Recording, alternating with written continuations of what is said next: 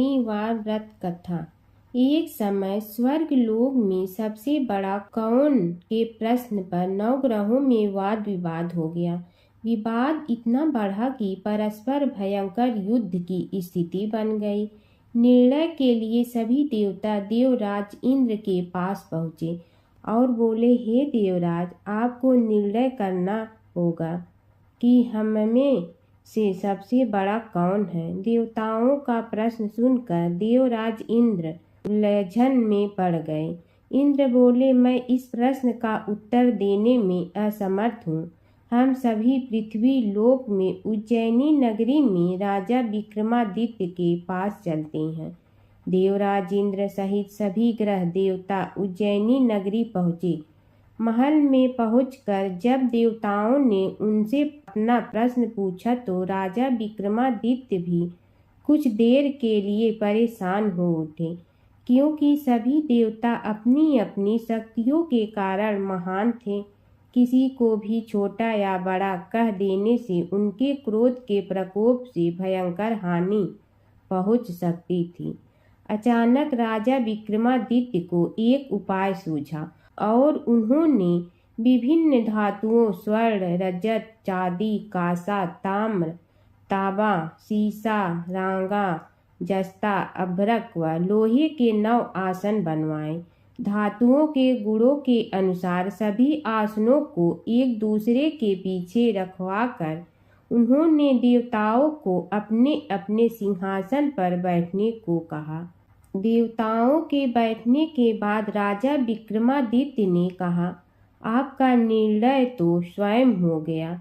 जो सबसे पहले सिंहासन पर विराजमान है वही सबसे बड़ा है।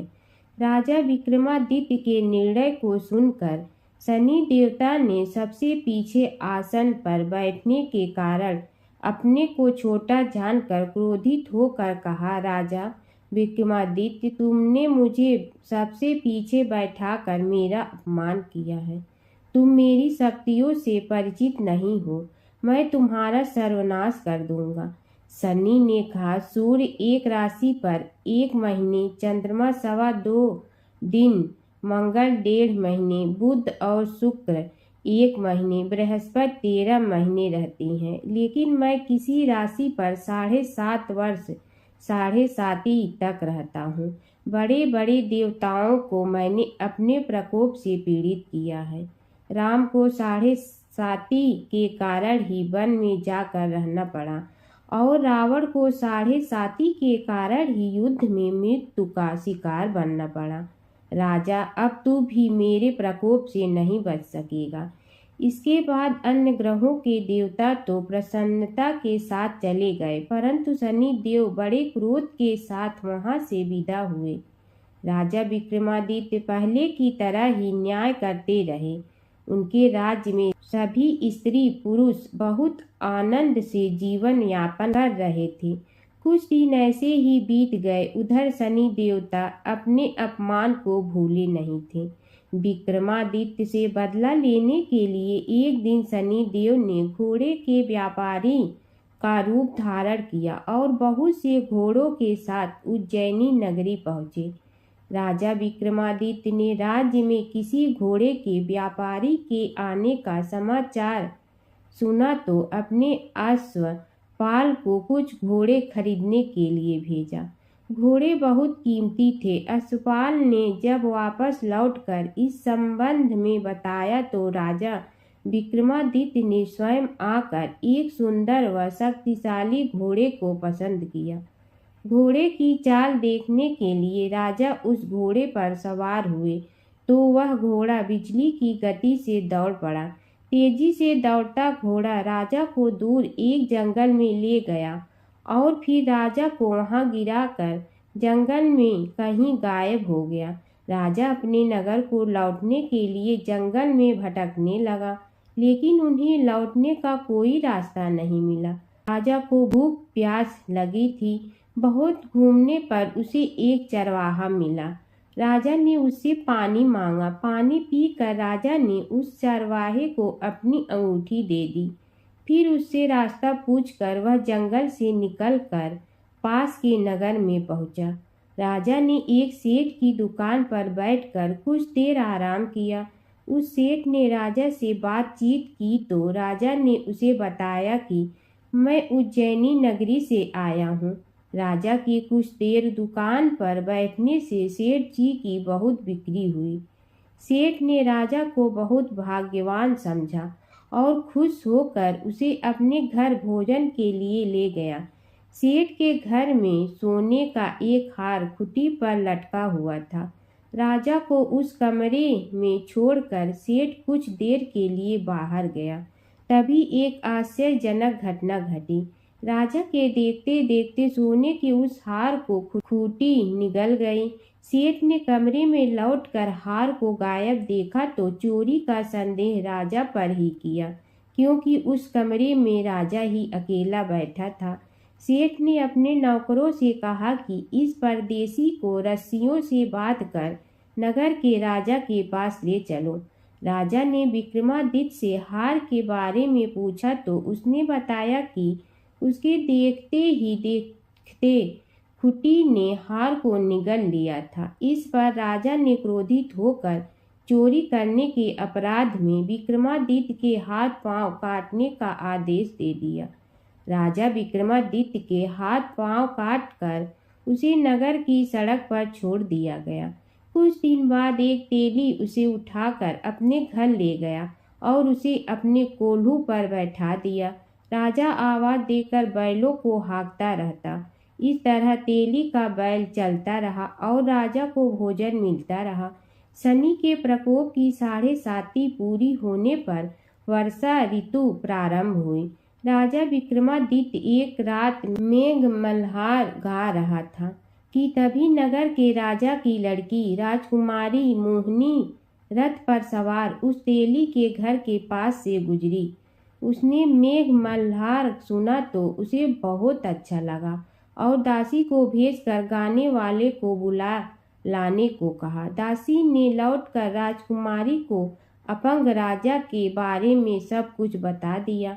राजकुमारी उसके मेघ मल्हार से बहुत मोहित हुई, अतः उसने सब कुछ जानकर भी अपंग राजा से विवाह करने का निश्चय कर लिया। राजकुमारी ने अपने माता पिता से जब यह बात कही तो वे हैरान रह गए। रानी ने मोहिनी को समझाया, बेटी तेरे भाग्य में तो किसी राजा की रानी होना लिखा है, फिर तू उस अपंग से विवाह करके अपने पांव पर कुल्हाड़ी क्यों मार रही है। राजकुमारी ने अपनी जिद नहीं छोड़ी।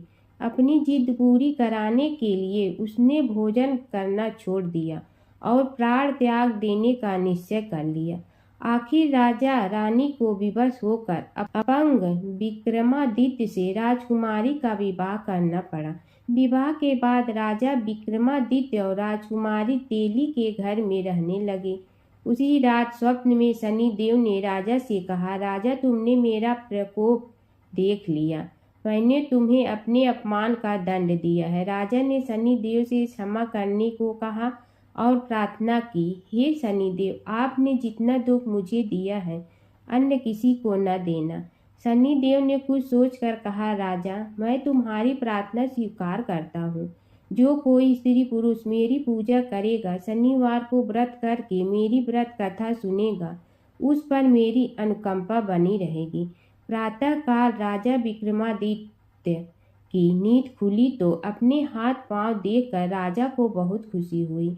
उसने मन ही मन शनिदेव को प्रणाम किया। राजकुमारी भी राजा के हाथ पांव सही सलामत देखकर आश्चर्य में डूब गई। तब राजा विक्रमादित्य ने अपना परिचय देते हुए शनिदेव के प्रकोप की सारी कहानी सुनाई। सेठ को जब इस बात का पता चला तो दौड़ता हुआ तेली के घर पहुंचा और राजा के चरणों में गिरकर क्षमा मांगने लगा। राजा ने उसे क्षमा कर दिया, क्योंकि यह सब तो शनिदेव के प्रकोप के कारण हुआ था।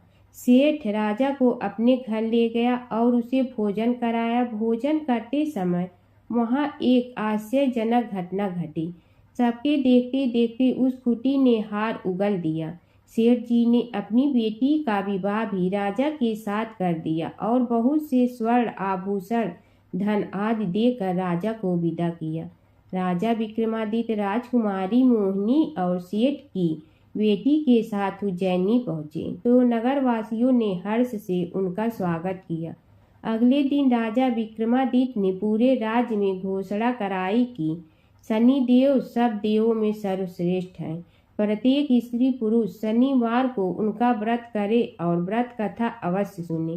राजा विक्रमादित्य की घोषणा से शनिदेव बहुत प्रसन्न हुए। शनिवार का व्रत करने और व्रत कथा सुनने के कारण सभी लोगों की मनोकामनाएं शनिदेव की अनुकंपा से पूरी होने लगी। सभी लोग आनंद पूर्वक रहने लगे। एक बूढ़ा ब्राह्मण था। वह रोज पीपल को जल से सींचता था। पीपल में से रोज एक लड़की निकलती और कहती, पिताजी मैं आपके साथ जाऊंगी।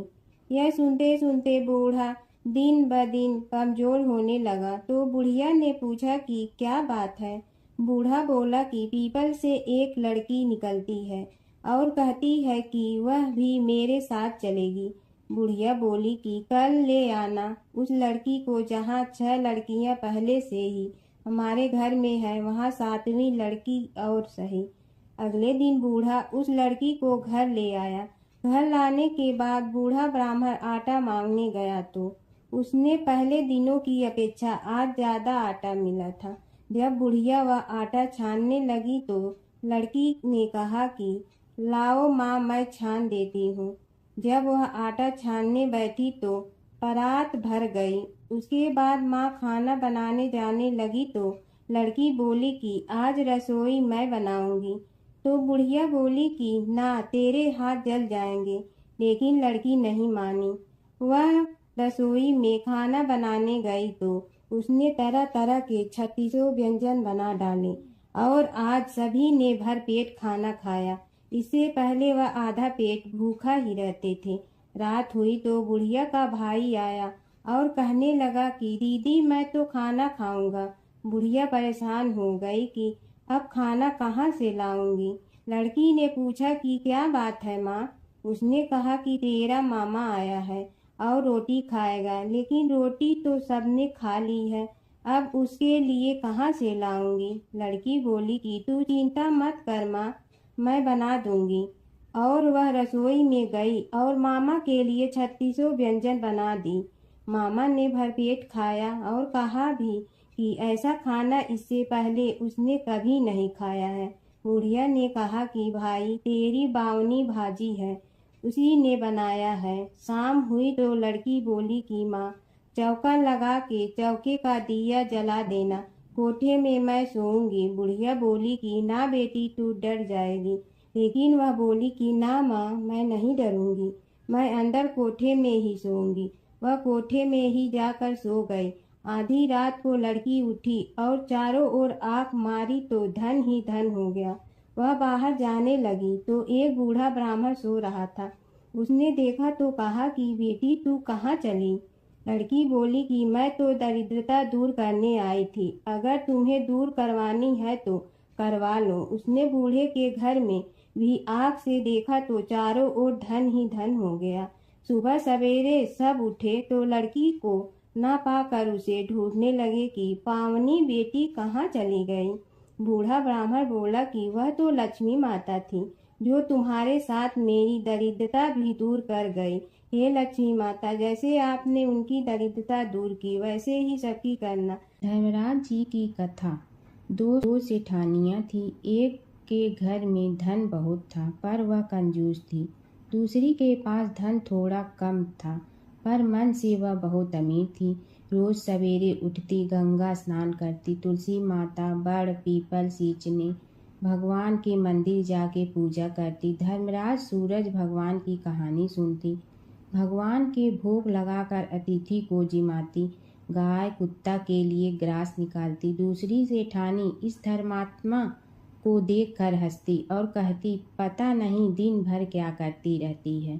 थोड़े समय बाद दोनों सेठानियों को भगवान का बुलावा आया। धर्मात्मा सेठानी के तो यमराज जी ने विमान भेजा और दूसरी को दूत मारते ही ले गया। रास्ते में सेठानी बोली, मेरे को भूख लगी है।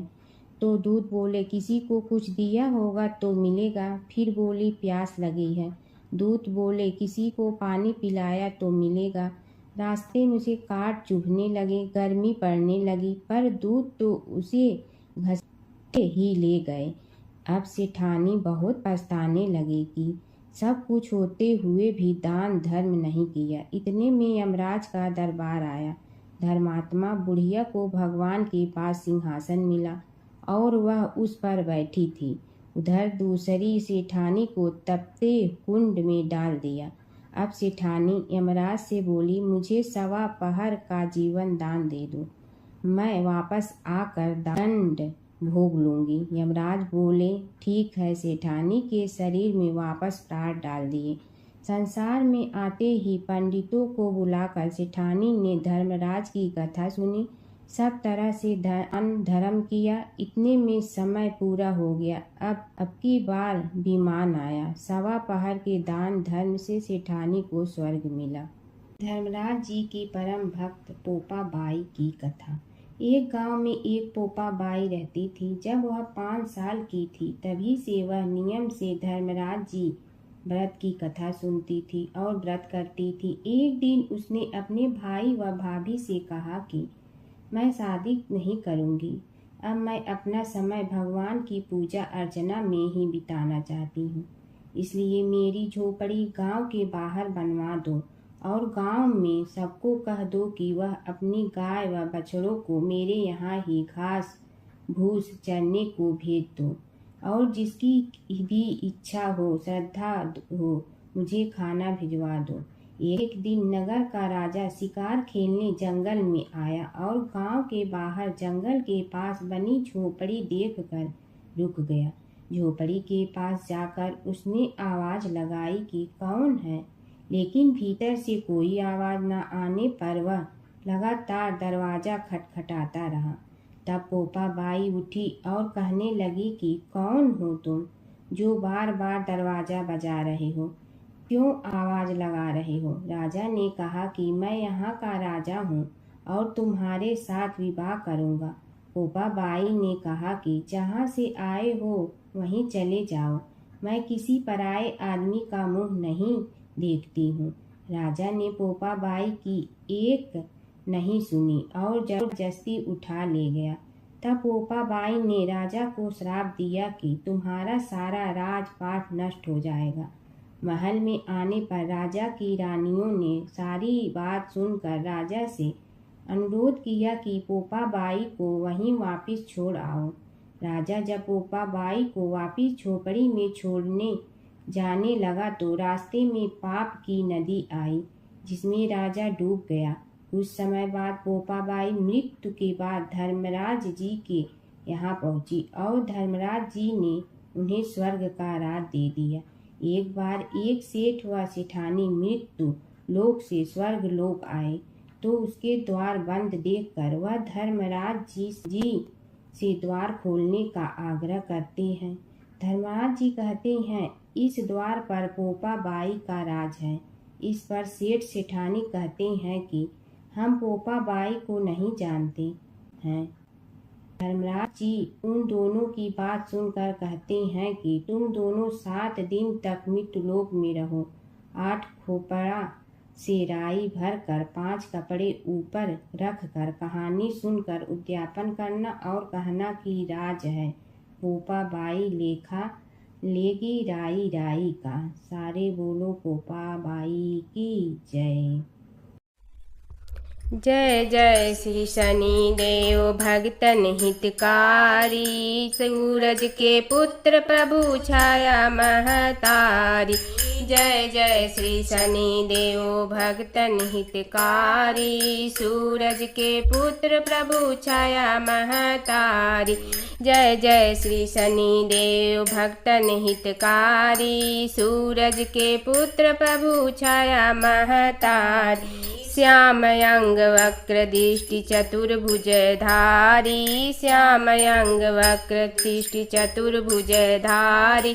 नीलांबर धर नाथ सिंह की असवारी। जय जय श्री शनि देव भक्तन हितकारी, सूरज के पुत्र प्रभु छाया महतारी, क्रीट मुकुट शीस रजित दीपक है ललारी, क्रीट मुकुट शीस रजित दीपक है ललार, मुक्तन की माला गले शोभित बलिहारी, जय जय श्री शनिदेव भक्तन हितकारी, सूरज के पुत्र प्रभु छाया महतारी, मोदक मिष्ठान पान चढ़त है सुपारी, मोदक मिष्ठान पान चढ़त है सुपारी, लौ तिल तैल उड़द मसी अति प्यारी, जय जय श्री शनिदेव भक्तन हितकारी, सूरज के पुत्र प्रभु छाया महतारी, जन का कल्याण करहु नाथ ग्रहा, जन का कल्याण करहु नाथ ग्रहाई, तुमको जो ध्यावे करहु जाके सहाई, जय जय श्री शनिदेव भक्तन हितकारी, सूरज के पुत्र प्रभु छाया महतारी, देव धनुज ऋषि मुनि सुमरत नर नारी, देव धनुज ऋषि मुनि सुमरत नर नारी, छीतर मल धरत ध्यान शरण है तुम्हारी, जय जय श्री शनिदेव भक्तन हितकारी, जय जय श्री शनिदेव भक्तन हितकारी, सूरज के पुत्र प्रभु छाया महतारी। पौराणिक कथा के अनुसार एक बार राजा बलि के सबसे बड़े पुत्र बाणासुर ने शिवपुत्र कार्तिकेय की सुंदरता से मोहित होकर भगवान शिव का पुत्र बनने की इच्छा जताई। उसने भगवान शिव की कठोर तपस्या की, जिसके बाद शिव जी ने उसे अपने पुत्र के रूप में स्वीकार कर लिया। एक समय ऐसा आया जब बाणासुर की पुत्री उषा को श्री कृष्ण के पुत्र अनिरुद्ध से प्रेम हो गया। उषा की मायावी मित्र अप्सरा चित्रलेखा ने अनिरुद्ध और उषा का गंधर्व विवाह करा दिया। जब बाणासुर को यह बात पता चली तो उसने अनिरुद्ध का अपहरण कर उसे अपना बंदी बना लिया। फिर क्या था, श्री कृष्ण ने अपनी पूरी सेना के साथ बाणासुर की नगरी पर धावा बोल दिया। श्री कृष्ण और बाणासुर का युद्ध। बाणासुर श्री कृष्ण की नारायणी सेना से अकेले नहीं लड़ सकता था, इसलिए उसने भगवान शिव से मदद मांगी।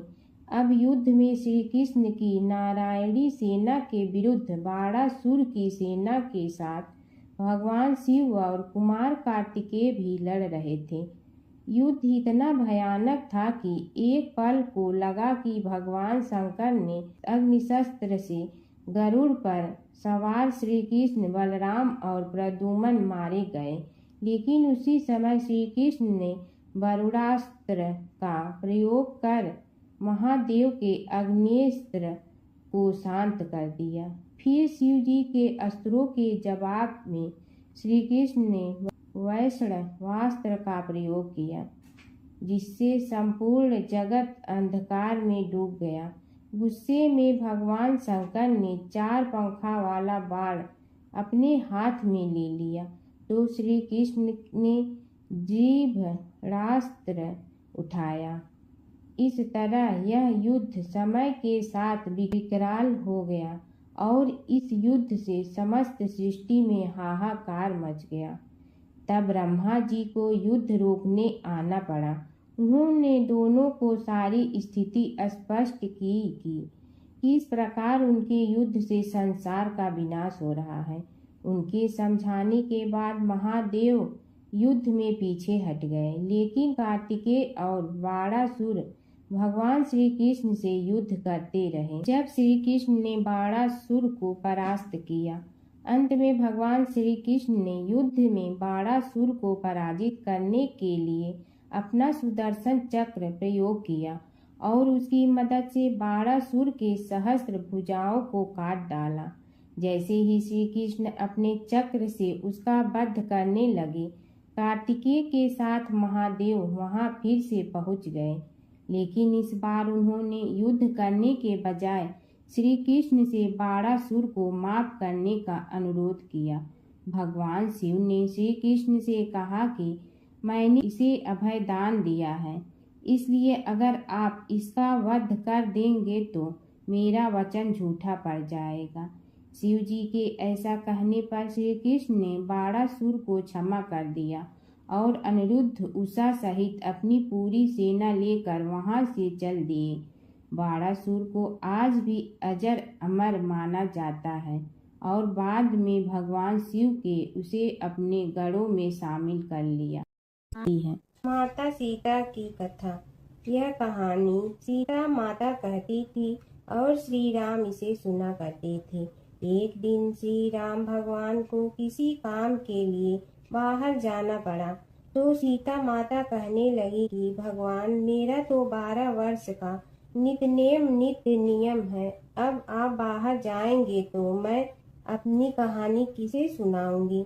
श्री राम ने कहा कि तुम कुएं की पाल पर जाकर बैठ जाना और वहां जो औरतें पानी भरने आएंगी उन्हें अपनी कहानी सुना देना। सीता माता कुएं की पाल पर जाकर बैठ जाती हैं। एक स्त्री आई, उसने रेशम की जड़ी की साड़ी पहन रखी थी और सोने का घड़ा ले रखा था। सीता माता उसे देख कहती हैं कि बहन, मेरा 12 वर्ष का नित्य नेम सुन लो। पर वह स्त्री बोली कि मैं तुम्हारा नित्य नेम सुनूंगी तो मुझे घर जाने में देरी हो जाएगी और मेरी सास मुझसे लड़ेंगी। उसने कहानी नहीं सुनी और चली गई। उसकी रेशम जड़ी की साड़ी फट गई, सोने का घड़ा मिट्टी के घड़े में बदल गया। सास ने देखा तो पूछा कि ये किसका दोष अपने सिर लेकर आ गई है। बहू ने कहा कि कुएं पर एक औरत बैठी थी, उसने कहानी सुनने के लिए कहा, लेकिन मैंने सुनी नहीं, जिसका यह फल मिला है। बहू की बात सुनकर अगले दिन वही साड़ी और घड़ा लेकर सास कुएं की पाल पर गई। सास को वहीं माता सीता बैठी मिली तो माता सीता ने कहा कि बहन, मेरी कहानी सुन लीजिए। सास बोली कि एक बार छोड़, मैं तो 4 बार कहानी सुन लूंगी। राम आए, लक्ष्मण आए, देश के पुजारी आए, नित नेम का नेम लाए, आओ राम बैठो राम। तपी रसोई जियो राम, माखन मिश्री खाओ राम।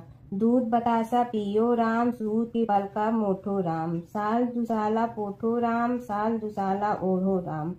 जब बोलो जब राम ही राम, राम संवारे सबके काम। खाली घर भंडार भरेंगे, सबका बेड़ा पार करेंगे। श्री राम जय राम जय जय राम। सास बोली कि बहन, कहानी तो बहुत अच्छी लगी। कहानी सुनकर सास घर चली गई और उसकी साड़ी फिर से रेशम जड़ी की बन गई। मिट्टी का घड़ा फिर सोने के घड़े में बदल गया। बहू कहने लगी, सासू माँ, आपने ये सब कैसे किया।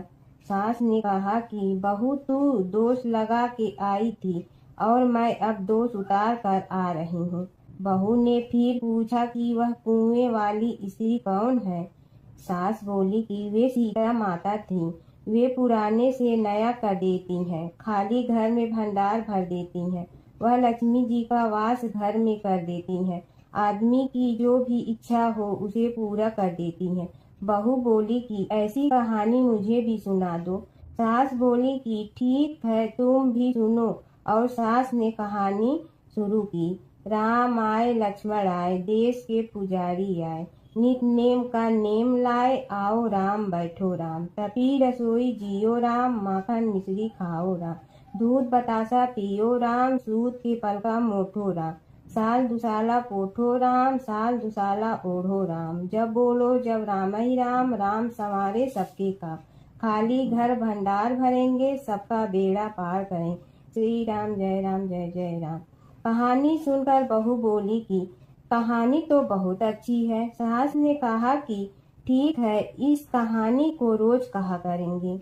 अब सास बहू रोज सवेरे उठती, नहाती धोती और पूजा करने के बाद नित नेम की सीता की कहानी कहती। एक दिन उनके यहाँ एक पड़ोस की औरत आई और बोली कि बहन जरा सी आँच दे ना। तो वह बोली कि आज तो अभी हमने जलाई ही नहीं। पड़ोसन ने कहा कि तुम सुबह 4 बजे से उठकर क्या कर रही हो? फिर उन्होंने कहा कि सुबह उठकर हम पूजा करते हैं, फिर सीता माता की नित्य नेम की कहानी कहते हैं। पड़ोसन ने उसकी बात सुनकर फिर कहा कि सीता माता की कहानी कहने से तुम्हें क्या मिलता है? वे बोली कि इनकी कहानी कहने से घर में भंडार भर जाते हैं, सारे काम सिद्ध होते हैं, मन की इच्छा भी पूरी हो जाती है। पड़ोसन कहती है कि बहन ऐसी कहानी तो मुझे भी सुना दो। फिर वह बोली कि ठीक है, तुम भी यह कहानी सुन लो। राम आए लक्ष्मण आए, देश के पुजारी आए, नित नेम का नेम लाए, आओ राम बैठो राम। सारी कहानी सुनने के बाद पड़ोसन कहने लगी, बहन कहानी तो मुझे बहुत अच्छी लगी। अब वह पड़ोसन भी नित नेम सीता माता की कहानी कहने लगी। कहानी कहने से सीता माता ने पड़ोसन के भी भंडार भर दिए। अब तो पूरे मोहल्ले में नित नेम की कथा चल पड़ी। हर किसी की मनोकामना पूरी होने लगी। हे सीता माता, जैसे आपने उनके भंडार भरे वैसे ही आप हमारे भी भंडार भरना, सबकी भरना, कहानी सुनने वाले के भी और कहानी कहने वाले के भी। गणेश और बुढ़िया माई की कथा। एक बुढ़िया थी, वह बहुत ही गरीब और दृष्टिहीन थी। उसके एक बेटा और बहू थे। वह बुढ़िया सदैव गणेश जी की पूजा किया करती थी। एक दिन गणेश जी प्रकट होकर उस बुढ़िया से बोले, बुढ़िया माँ, तू जो चाहे सो मांग ले। बुढ़िया बोली, मुझे तो मांगना नहीं आता, कैसे और क्या मांगूं? तब गणेश जी बोले, अपने बहू बेटे से पूछ कर मांग ले। तब बुढ़िया ने अपने बेटे से कहा, गणेश जी कहते हैं तू कुछ मांग ले, बता मैं क्या मांगूं? पुत्र ने कहा, माँ तू धन मांग ले। बहू से पूछा तो बहू ने कहा, नाती मांग ले। तब बुढ़िया ने सोचा कि ये तो अपने अपने मतलब की बात कर रहे हैं। अतः उस बुढ़िया ने पड़ोसन से पूछा तो उन्होंने कहा, बुढ़िया तू तो थोड़े दिन जियोगी, क्यों तू धन मांगो और क्यों नाती मांगे? तू तो अपनी आँखों की रोशनी मांग ले, जिससे तेरी जिंदगी आराम से कट जाए। इस पर बुढ़िया बोली, यदि आप प्रसन्न है तो मुझे 9 करोड़ की माया दे, निरोगी काया दे, अमर सुहाग दे, आँखों की रोशनी दे, नाती दे, पोता दे और सब परिवार को सुख दे और अंत में मोक्ष दे। यह सुनकर तब गणेश जी बोले, बुढ़िया माँ, तुमने तो हमें ठग लिया। फिर भी जो तूने मांगा है वचन के अनुसार सब तुझे मिलेगा। और यह कहकर गणेश जी अंतर ध्यान हो गए। उधर बुढ़िया माँ ने जो कुछ मांगा वह सब कुछ मिल गया।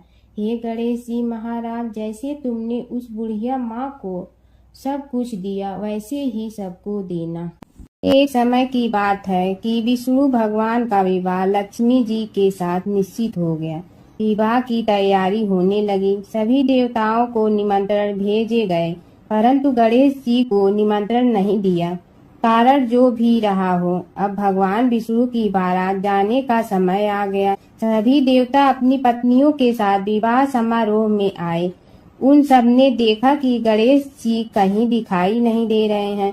तब वे आपस में चर्चा करने लगे कि क्या गणेश जी को कोई न्योता नहीं दिया है या स्वयं गणेश जी ही नहीं आए हैं। सभी को इस बात पर आश्चर्य होने लगा। तभी सब ने विचार किया कि विष्णु भगवान से ही इसका कारण पूछा जाए। विष्णु भगवान से पूछने पर उन्होंने कहा कि हमने गणेश जी के पिता भोलेनाथ महादेव को न्योता भेजा है।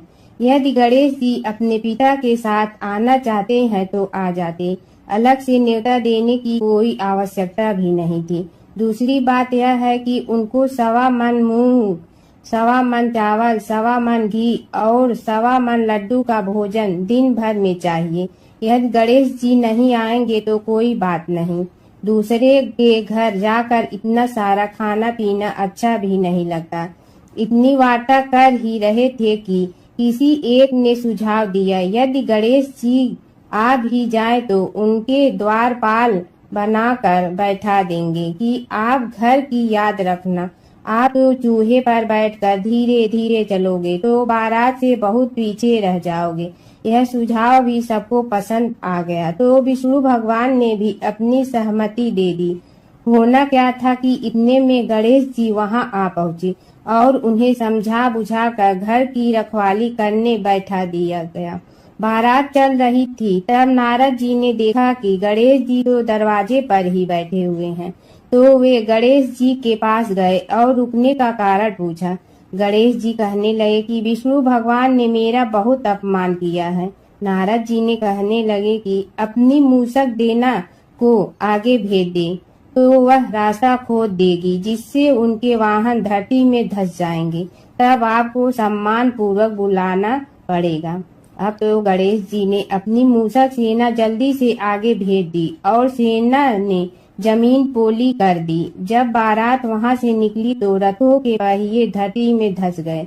लाख कोशिश करे परंतु पहिए नहीं निकले।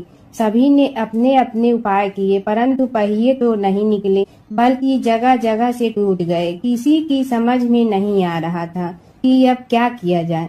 तब तो नारद जी ने कहा, आप लोगों ने गणेश जी का अपमान करके अच्छा नहीं किया।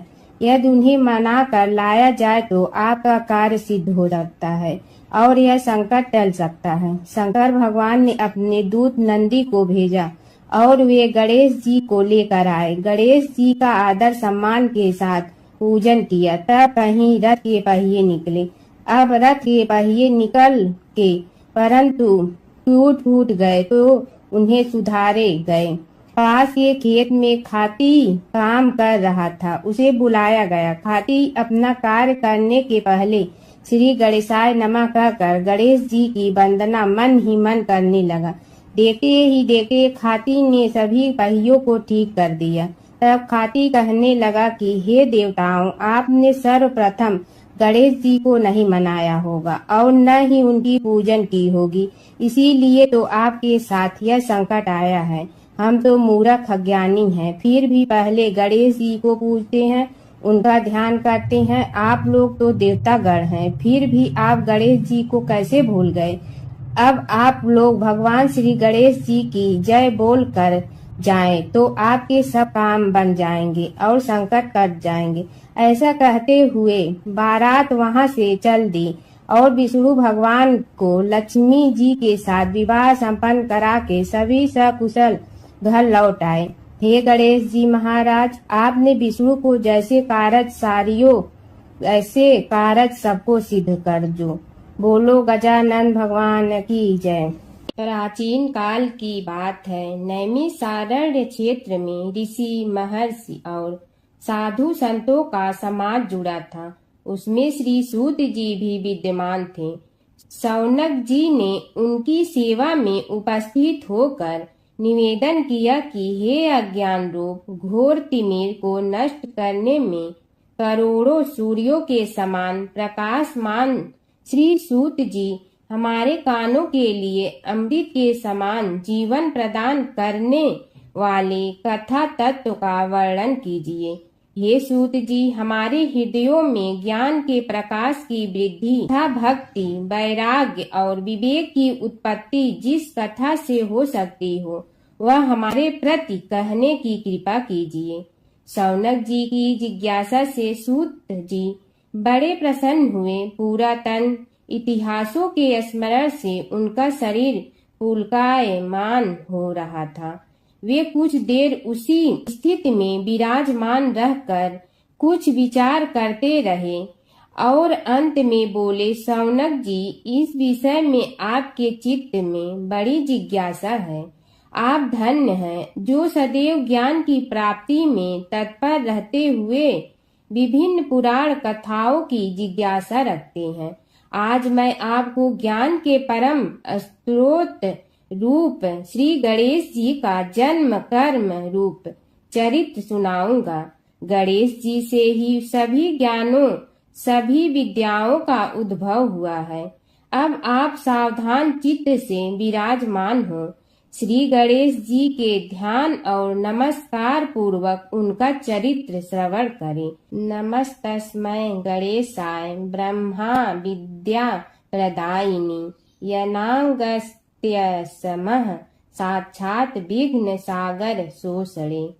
कैसे हैं वे श्री गणेश जो सभी प्रकार की ब्रह्म विद्याओं को प्रदान करने वाले, अर्थात ब्रह्मा के सगुण और निर्गुण स्वरूप पर प्रकाश डालने और जीव ब्रह्मा का अभेद प्रतिपादन करने वाली विद्याओं के दाता हैं। वे विघ्नों के समुद्रों को महर्षि अगस्त के समान शोषण करने में समर्थ हैं, इसलिए उनका नाम विघ्न सागर शोषक के नाम से प्रसिद्ध है। मैं उन भगवान श्री गणेश जी को नमस्कार करता हूँ। प्रथम पूजा के अधिकारी श्री गणेश जी यह कहकर सूत जी कुछ समय के लिए मौन हो गए और फिर बोले, शौनक जी, भगवान गणेश जी ही सर्वप्रथम पूजा प्राप्ति के अधिकारी हैं। किसी भी देवता की पूजा करो, पहले उनकी पूजा करो। शौनक जी ने निवेदन किया, हे भगवान, हे सूत, सर्वप्रथम यह बताने की कृपा कीजिए कि गणेश जी को प्रथम पूजा का अधिकार किस प्रकार प्राप्त हुआ। इस विषय में मेरी बुद्धि मोह को प्राप्त हो रही है कि सृष्टि रचयिता ब्रह्मा जी, पालन करता भगवान नारायण और संहार करता शिव जी में से किसी को प्रथम पूजा का अधिकारी क्यों नहीं माना गया। यह त्रिदेव ही तो सबसे बड़ा देवता माने जाते हैं। सूत जी ने कहा, शौनक जी, यह भी एक रहस्य ही है। देखो, अधिकार मांगने से नहीं मिलता, इसके लिए योग्यता होनी चाहिए। संसार में अनेकों देवी देवताएं पूजे जाते हैं। पहले जो जिसका इष्ट देव होता है वह उसी की पूजा किया करता है। इससे बड़े देवताओं के महत्व में कमी आने की आशंका उत्पन्न हो गई। इस कारण देवताओं में परस्पर विवाद होने लगा। वे उसका निर्णय प्राप्त करने के लिए शिव जी के पास पहुँचे और प्रणाम करके पूछने लगे, प्रभु, हम सब में प्रथम पूजा का अधिकारी कौन है। शिव जी सोचने लगे कि किसे प्रथम पूजा का अधिकारी माने। तभी उन्हें एक युक्ति सूझी। बोले, देवगण, इसका निपटारा बातों से नहीं तथ्यों से होगा। इसके लिए एक प्रतियोगिता रखनी होगी, शिव की परिक्रमा करने की प्रतियोगिता। देवगण उनका मुख देखने लगे, शंकित हृदय से सोचने लगे कि कैसी प्रतियोगिता रहेगी। यह शिव जी ने उनके मन के भाव ताड़ लिए, इसलिए सांत्वना भरे शब्दों में बोले, घबराओ मत, कोई कठिन परीक्षा नहीं ली जाएगी। बस इतना ही कि सभी अपने अपने वाहनों पर चढ़कर संसार की परिक्रमा करो और फिर यहाँ लौट आओ। जो पहले लौटेगा वही सर्वप्रथम पूजा का अधिकारी होगा। अब क्या देर थी, सभी अपने अपने वाहन पर चढ़कर दौड़ पड़े।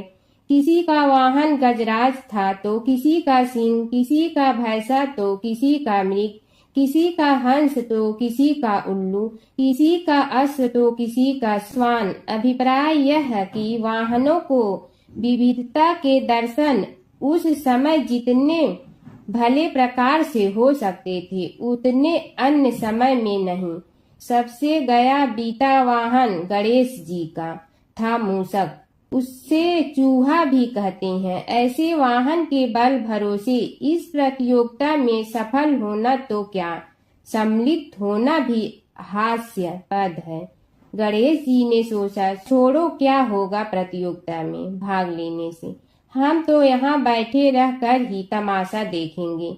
वे बहुत देर तक विचार करते रहे। अंत में उन्हें एक युक्ति सूझी। शिव जी स्वयं ही जगदाता हैं, यह संसार उन्हीं का प्रतिबिंब है, तब क्यों न इन्हीं की परिक्रमा कर ली जाए। इनकी परिक्रमा करने से ही संसार की परिक्रमा हो जाएगी। ऐसा निश्चय कर उन्होंने मूषक पर चढ़कर शिव जी की परिक्रमा की और उनके समक्ष जा पहुँचे। शिव जी ने कहा, तुमने परिक्रमा पूर्ण कर ली। उन्होंने उत्तर दिया, जी हाँ। शिव जी सोचने लगे कि इसे तो यहीं घूमते हुए देखा, फिर परिक्रमा कैसे कराया। देवताओं का परिक्रमा करके लौटना आरंभ हुआ और उन्होंने गणेश जी को वहां बैठे देखा तो माथा ठनक गया। फिर भी साहस करके बोले, अरे तुम विश्व की परिक्रमा के लिए नहीं गए? गणेश जी ने कहा, अरे मैं कब का यहाँ आ गया। देवता बोले, तुम्हें तो कहीं भी नहीं देखा।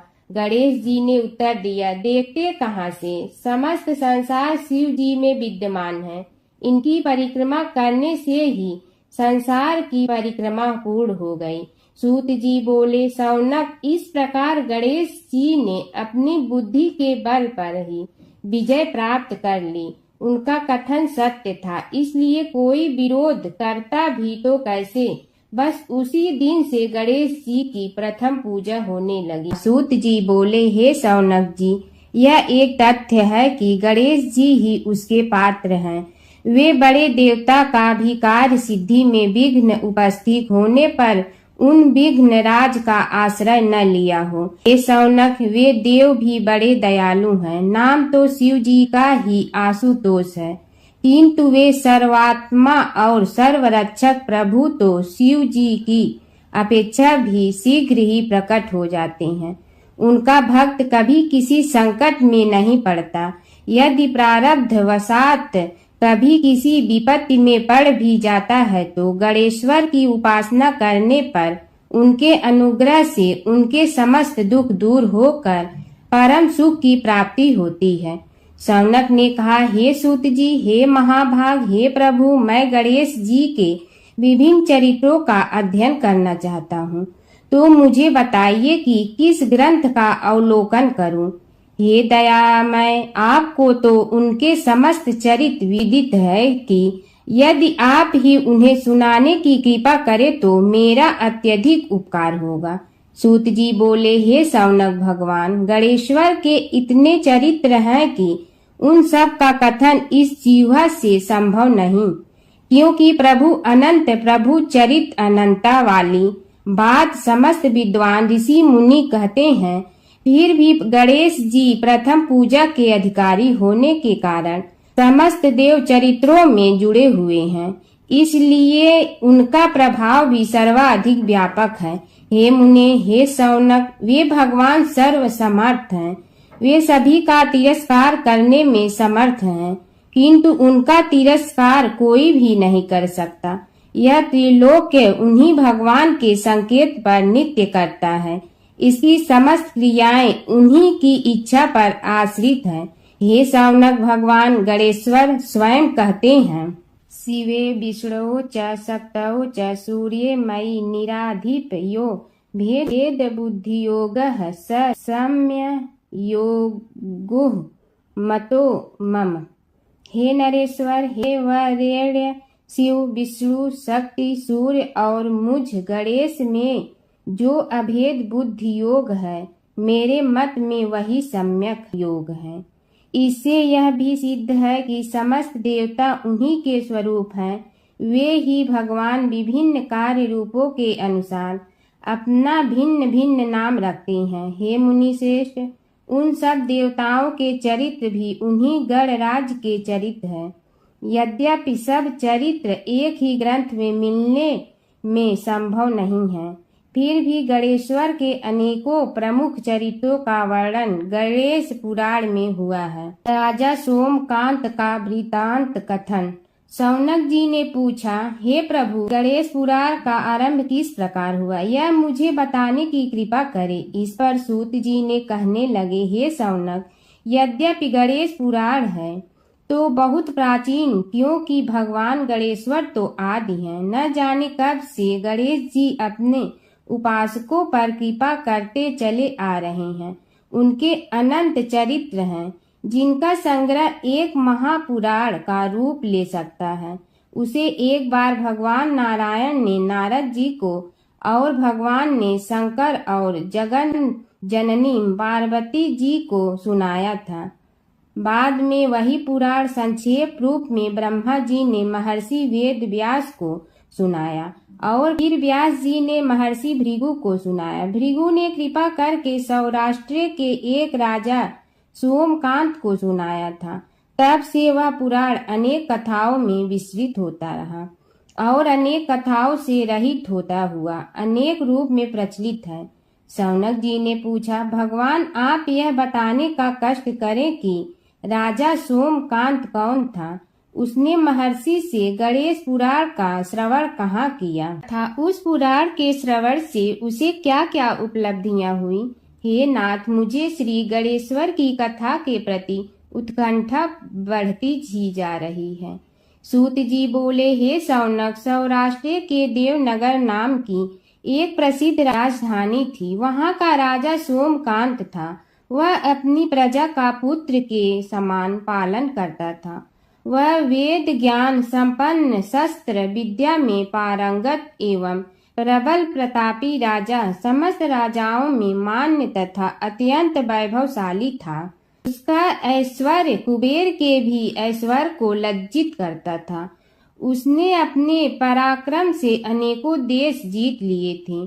उसकी पत्नी अत्यंत रूपवती, गुणवती, धर्माज्ञा एवं पतिव्रत धर्म का पालन करने वाली थी। वह सदैव अपने प्राणनाथ की सेवा में लगी रहती थी। उसका नाम सुधर्मा था। जैसे वह प्रतिव्रता थी, वैसे ही राजा भी एक पत्नी व्रता का पालन करने लगा। उसके हेमकांत नामक एक सुंदर पुत्र था। वह भी सभी विद्याओं का ज्ञाता और अस्त्र शस्त्रादि के अभ्यास में निपुण हो गया था।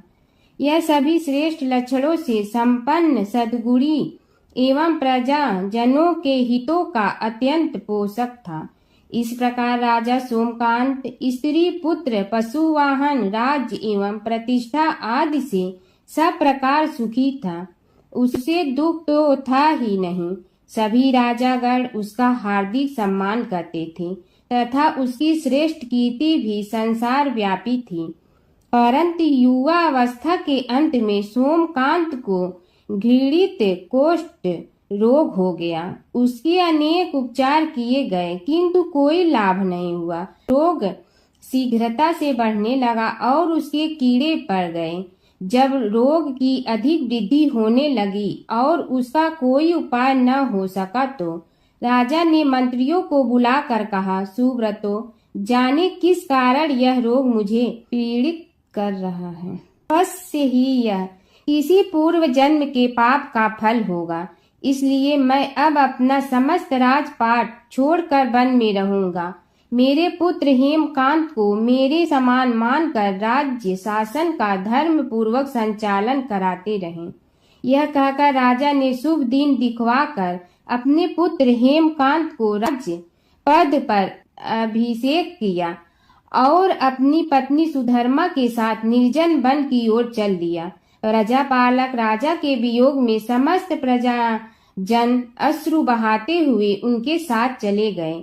राज्य की सीमा पर पहुंचकर राजा ने अपने पुत्र अमात्यगण और प्रजा जनों को समझाया, आप सब लोग धर्म के जानने वाले, श्रेष्ठ आचरण में तत्पर एवं सहृदय हैं। यह संसार तो वैसे भी परिवर्तनशील है। जो आज है वह कल नहीं था और आने वाले कल में भी नहीं रहेगा।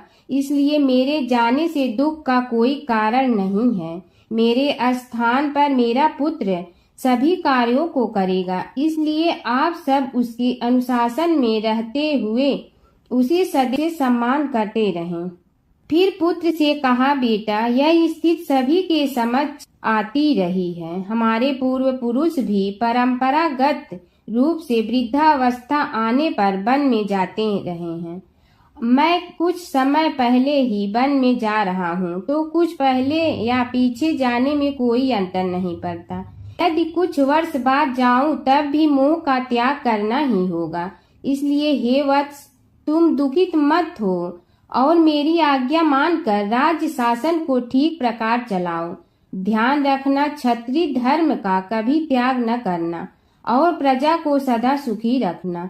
इस प्रकार राजा सोमकांत ने सभी को समझा बुझाकर वहां से वापस लौट आया और स्वयं अपनी पतिव्रता भार्या के साथ वन में प्रवेश किया। पुत्र हेमकांत के आग्रह से उसने सुबल और ज्ञान गम्य नामक 2 आत्माओं को भी साथ ले लिया। उन सब ने एक समतल एवं सुंदर स्थान देखकर वहां विश्राम किया। तभी उन्हें एक मुनि कुमार दिखाई दिया। राजा ने उससे पूछा, तुम कौन हो, कहाँ रहते हो? यदि उचित समझो तो मुझे बताओ। मुनि बालक ने कोमल बाणी में कहा, मैं महर्षि भृगु का पुत्र हूँ। मेरा नाम च्यवन है। हमारा आश्रम निकट में ही है। अब आप भी अपना परिचय दीजिए। राजा ने कहा, मुनि कुमार, आपका परिचय पाकर मुझे बड़ी प्रसन्नता हुई। मैं सौराष्ट्र के देवनगर नामक राज्य का अधिपति रहा हूँ। अब अपने पुत्र को राज्य देकर मैंने अरण्य की शरण ली है। मुझे कुष्ठ रोग अत्यंत पीड़ित किए हुए हैं। उसकी निवृत्ति का कोई उपाय करने वाला हो तो कृपा कर मुझे बताइए। मुनि कुमार ने कहा, मैं अपने पिताजी से अपना वृतांत कहता हूँ, फिर वे जैसा कहेंगे आपको बताऊंगा। यह कहकर मुनि बालक चला गया और कुछ देर में ही आकर बोला, राजन, मैंने आपका वृतांत अपने पिताजी को बताया। उनकी आज्ञा हुई है कि आप सब मेरे साथ आश्रम में चलकर उनसे भेंट करें, तभी आपके रोग के विषय में भी विचार किया जाएगा। राजा सोमकांत के पूर्व जन्म का वृत्तांत भृगु द्वारा वर्णन। राजा अपनी पत्नी और अमात्यों के सहित च्यवन के साथ साथ भृगु आश्रम में जा पहुंचा और उन्हें प्रणाम कर बोला, हे भगवान, हे महर्षि, मैं आपकी शरण हूँ। आप मुझ कुष्ठी पर कृपा कीजिए। महर्षि बोले, राजन, यह तुम्हारे किसी पूर्व जन्म कृत पाप का ही उदय हो गया है। इसका उपाय मैं विचार करके बताऊंगा। आज तो तुम सब स्नान आज से निवृत्त होकर रात्रि विश्राम करो। महर्षि की आज्ञा अनुसार सबने स्नान, भोजन आदि के उपरांत रात्रि व्यतीत की और प्रातः काल स्नान आदि नित्य कर्मों से निवृत्त होकर महर्षि की सेवा में उपस्थित हुए। महर्षि ने कहा, राजन, मैंने तुम्हारे पूर्व जन्म का वृतांत जान लिया हूँ और यह भी विदित कर लिया है कि किस पाप के फल से तुम्हें इस रोग की प्राप्ति हुई है। यदि तुम चाहो तो उसे सुना दूं। राजा ने हाथ जोड़कर निवेदन किया, बड़ी कृपा होगी मुनिनाथ, मैं उसे सुनने के लिए उत्कंठित हूँ। महर्षि ने कहा, तुम पूर्व जन्म में एक धनवान वैश्य के लाडले पुत्र थे। वह वैश्य विंध्याचल के निकट कौलहार नामक ग्राम में निवास करता था। उसकी पत्नी का नाम सुलोचना था। तुम उसी वैश्य दंपत के पुत्र हुए। तुम्हारा नाम कामद था। तुम्हारा लालन पालन बड़े लाड चाव से हुआ। उन्होंने तुम्हारा विवाह एक अत्यंत सुंदरी वैश्य कन्या से कर दिया था, जिसका नाम कुटुम्बिनी था। यद्यप तुम्हारी भार्या सुशीला थी और तुम्हें सदैव धर्म में निरत देखना चाहती थी, किंतु तुम्हारा स्वभाव वासनांध होने के कारण दिन प्रतिदिन उज्जवल होता जा रहा था। किंतु माता पिता भी धार्मिक थे, इसलिए उनके सामने तुम्हारी उज्ज्वलता दबी रही। परंतु माता पिता की मृत्यु के बाद तुम निरंकुश हो गए और अपनी पत्नी की बात भी नहीं मानते थे। तुम्हें अनाचार में प्रवृत्त देखकर उसे दुख होता था, तो भी उसका कुछ बस न चलता था। तुम्हारी उन्मत्तता चरम सीमा पर थी। अपनों से भी द्वेष और क्रूरता का व्यवहार किया करते थे। हत्या आदि कराते थे। तुम्हारे लिए सामान्य बात हो गई। पीड़ित व्यक्तियों ने तुम्हारे विरुद्ध राजा से पुकार की। अभियोग चला और तुम्हें राज्य की सीमा से भी बाहर चले जाने का आदेश हुआ। तब तुम घर छोड़कर किसी निर्जन वन में रहने लगे। उस समय तुम्हारा कार्य लोगों को लूटना और हत्या करना ही रह गया। एक दिन मध्याह्न काल था। गुणवर्धक नामक एक विद्वान ब्राह्मण उधर से निकला। बेचारा अपनी पत्नी को लिवाने के लिए ससुराल जा रहा था। तुमने उस ब्राह्मण युवक को पकड़कर लूट लिया। प्रतिरोध करने पर उसे मारने लगे तो वह चित्कार करने लगा, मुझे मत मार, मत मार, देख मेरा दूसरा विवाह हुआ है, मैं पत्नी को लेने के लिए जा रहा हूँ। किंतु तुम तो क्रोधवश में ऐसे लीन हो रहे थे कि तुमने उसकी बात सुनकर भी नहीं सुनी। जब उसे मारने लगे तो उसने श्राप दे दिया, अरे हत्यारे, मेरी हत्या के पाप से तो सहस्त्र कल्प तक घोर नरक भोगोगे। तुमने उसकी कोई चिंता न की और सिर काट लिया। राजन, तुमने ऐसी ऐसी एक नहीं बल्कि अनेक निरीह हत्याएं की थी, जिनकी गणना करना भी पाप है। इस प्रकार इस जन्म में तुमने घोर पाप कर्म किए थे, किंतु बुढ़ापा आने पर जब अशक्त हो गए तब तुम्हारे साथ जो क्रूर कर्मा थे वे भी किनारा कर गए। उन्होंने सोच लिया कि अब तो इसे खिलाना भी पड़ेगा, इसलिए मरने दो यहीं। अमोघ प्रभाव गणेश उपासना का कथन। राजन, अब तुम निरालंब थे, चल फिर तो सकते ही नहीं थे। भूख से पीड़ित रहने के कारण रोगों ने भी घेर लिया। उधर से जो कोई निकलता तुम्हें घृणा की दृष्टि से देखता हुआ चला जाता। तब तुम आहार की खोज में बड़ी कठिनाई से चलते हुए एक जीर्ण शीर्ण देवालय में पहुंचा। उसमें भगवान गणेश्वर की प्रतिमा विद्यमान थी। तब न जाने किस पुण्य के उदय होने से तुम्हारे मन में गणेश जी के प्रति भक्ति भाव जागृत हुआ। तुम निराहार रहकर उनकी उपासना करने लगे। उससे तुम्हें सब कुछ मिला और रोग भी कम हुआ। राजन, तुमने अपने साथियों की दृष्टि बचाकर बहुत सा धन एक स्थान पर गाड़ दिया था।